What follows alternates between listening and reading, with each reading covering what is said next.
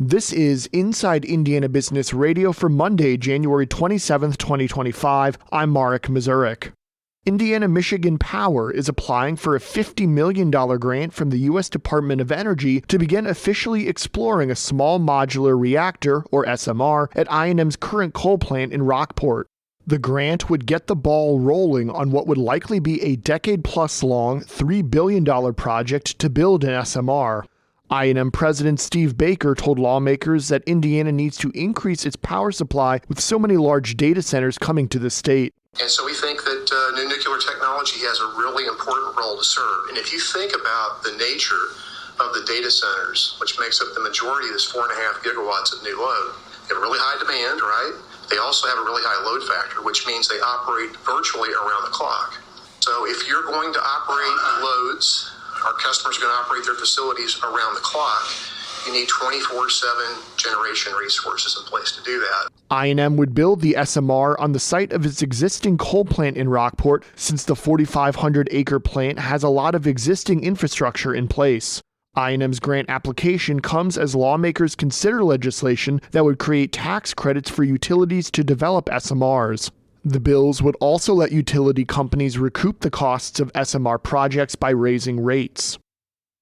The Indiana State Board of Animal Health over the weekend reported 3 additional cases of highly pathogenic avian influenza known as HPAI or bird flu. The new cases involve a commercial turkey farm, a commercial egg-laying operation, and a non-poultry mixed species hobby flock.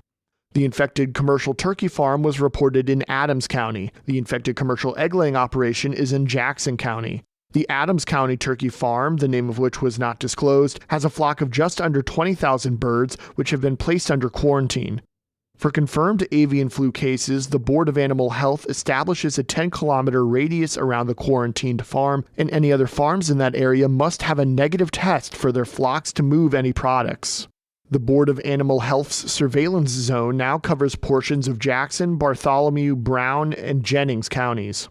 Previous cases of the avian flu were detected in Jay County. From the #1 source for Indiana business news, this is Inside Indiana Business Radio. To succeed, you need to stay informed. You need to be engaged.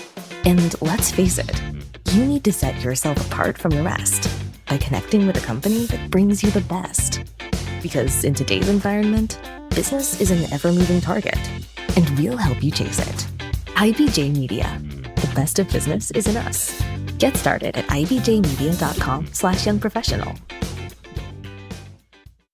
An asset manager is seeking to quash Nippon Steel's proposed takeover of U.S. Steel and oust the leadership of the U.S. steelmaker after taking a stake in the company.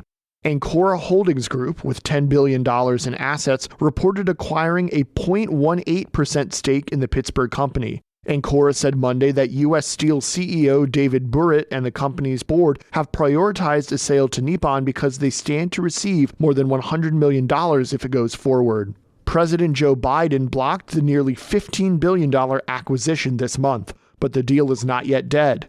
The deadline to unwind the proposed takeover was extended by the Biden administration, and this month U.S. Steel and Nippon challenged the Biden decision in a federal lawsuit. Ancora is seeking an independent slate of directors for U.S. Steel and a new CEO that are committed to walking away from the Nippon deal. Evansville-based healthcare insurance planning firm Move Health is growing its footprint with the acquisition of San Francisco-based Caribou, which has developed a software platform designed to help financial advisors plan for current and future healthcare costs. Financial terms of that deal are not being disclosed. Move Health co-founder Cole Craven declined to say how many Caribou employees would join his team or if any jobs would be negatively affected. However, he did tell Inside Indiana Business that Move Health's employee headcount is expected to grow to 32 team members in 2025. The company did note that Caribou founder and CEO Christine Simone would be joining the leadership team at Move Health, though her exact title was not provided.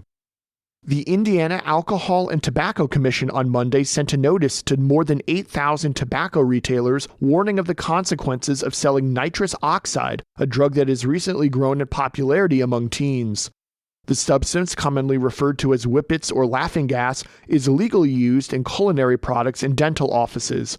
Recently, however, it's gained notoriety as a street drug. In the past year, Indiana excise police have cited 18 shops and have confiscated more than 15,000 canisters. Get ready to rumble. WWE Vice President Chris Legentil and Indiana Sports Corps President Patrick Talty are this week's guests on the Business and Beyond podcast with Gary Dick, presented by PNC.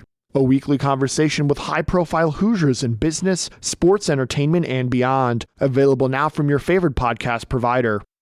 I'm Mark Mazurek for Inside Indiana Business Radio On Demand.